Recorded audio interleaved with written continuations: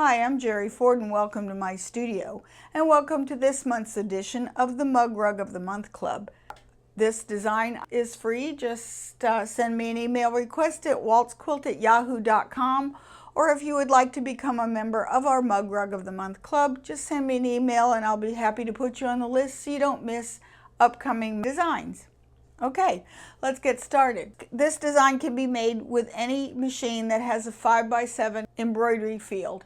You're going to need a dissolve away stabilizer, and I like the dissolve away mesh. This one is Wash and Gone by Pellon, but any dissolvable stabilizer will do. I like to use T-pins, which are just little T-pins like this.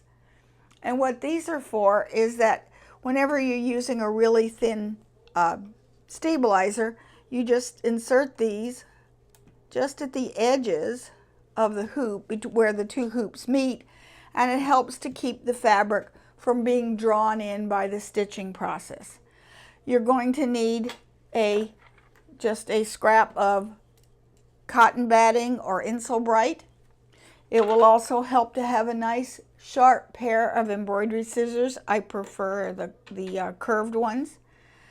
You're going to need some fabric for both the front and the back. This is just one piece, but you'll need one for the front and one for the back. Scraps will do just fine.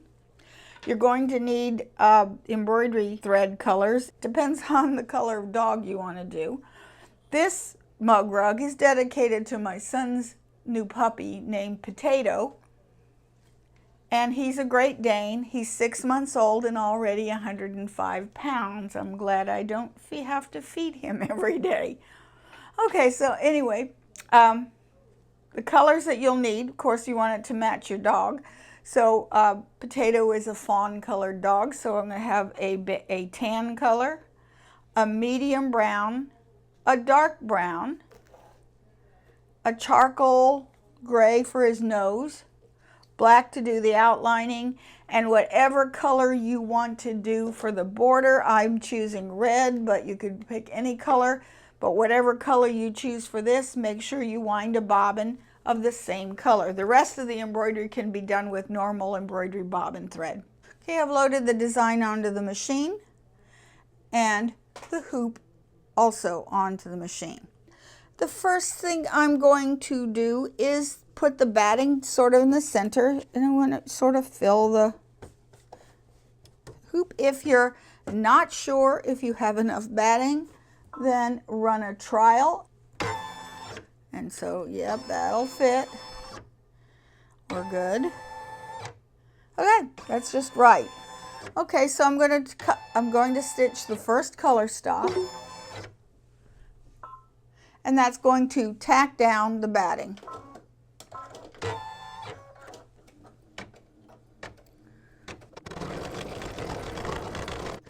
I'm going to just pull the hoop out a little bit because I want to trim all the way around the outside. So I'm going to trim the stitching really close.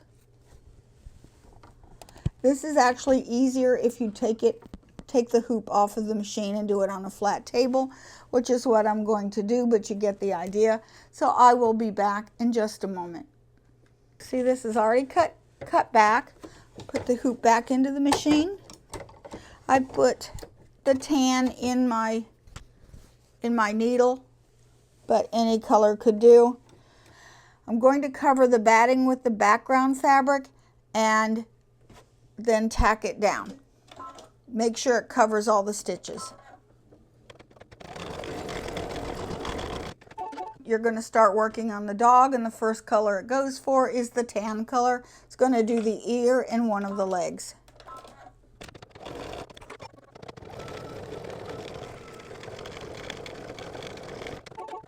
Okay, next I have threaded the needle with the dark brown in order to do his ear and his tail.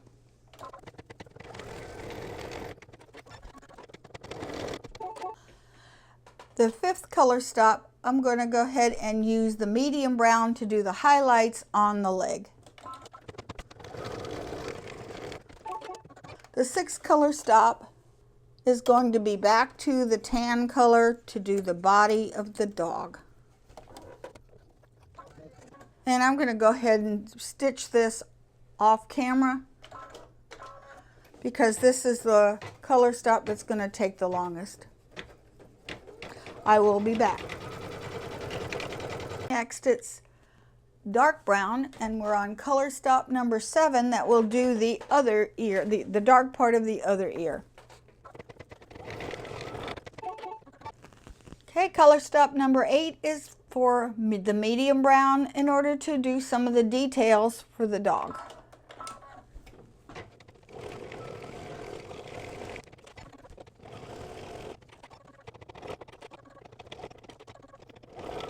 Color stop number 9 is going to be in a dark gray to stitch his nose.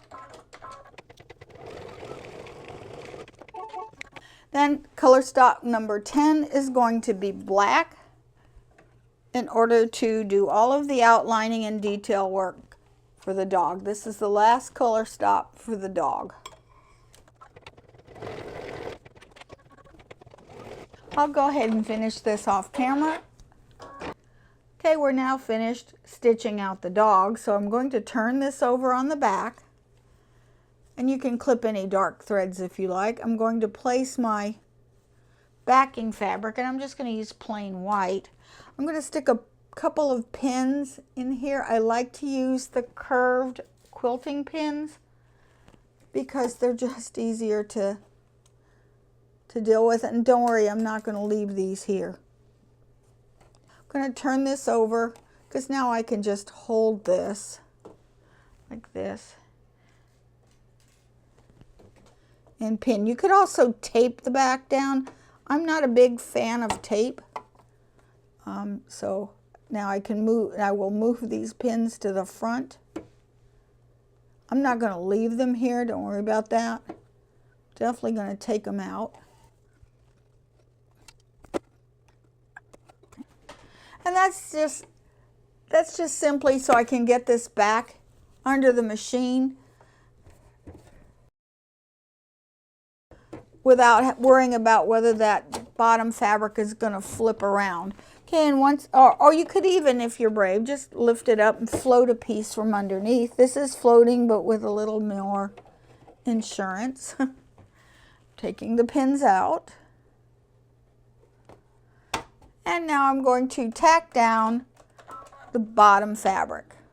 It's just, now this is a little more than a running stitch. It's called a lightning stitch, and it's going to give you a more secure tack down on both sides. So this will take about 2 or 3 minutes, so I will be back when it's done stitching. It's tacked down the top and the back, and I'm going to trim away just like I did the batting all the way around the front,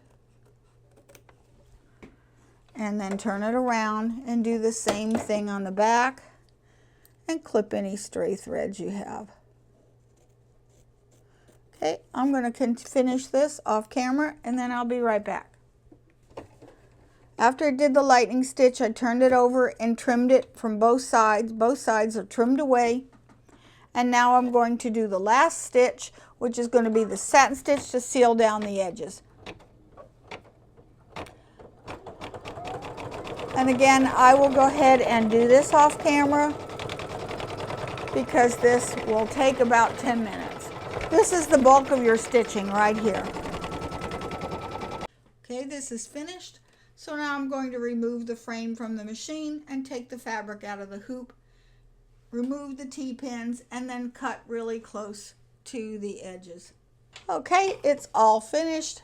It's ready to come out of the hoop. It's easiest to take it out of the hoop while it's still taut. And usually I'll just take my sharp scissors or a seam ripper and just simply go around the edges and get most of it off.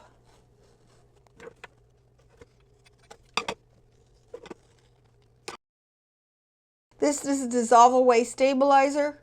So therefore, if you just dip it in some cold water for just a few seconds to dissolve the stabilizer, and then let it towel it dry, and then turn it over on this side and with a hot iron, and iron the rest of it dry, especially if you use red. Be careful, red has a tendency to bleed on white. The reason you want to dip it in water is because this does shrivel up when it gets wet. So if you put a cold glass on here and it condenses, then what can happen is that, this will shrivel up like that. So you want to dissolve it if you're going to give it away as a gift. If you're just using it as a sample or whatever, then you don't need to do that. Just take a Q-tip,